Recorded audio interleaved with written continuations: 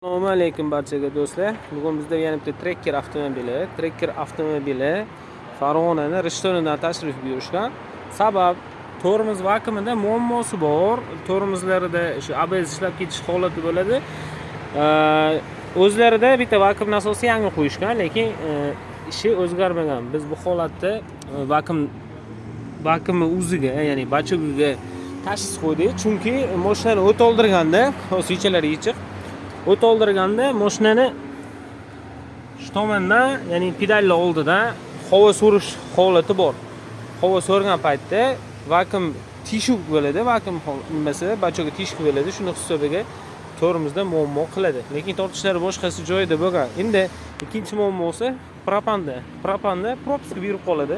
Ya'ni silindrga kirgan, yonma ichga ketib qoladi. Bu ikkinchi silindrda propiska beradi. Ikkinchi silindrda propiska berishiga sabab switchamizdan yo'lini ko'rishingiz mumkin.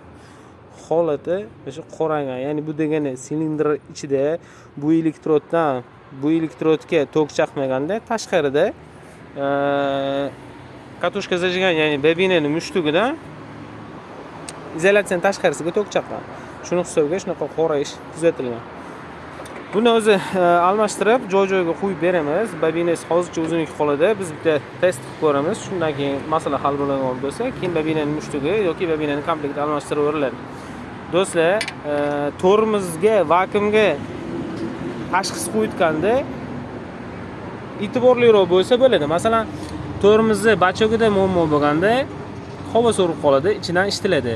Nasosida muammo bo'lganda kirlanib qoladi, ichini ochsa, ichida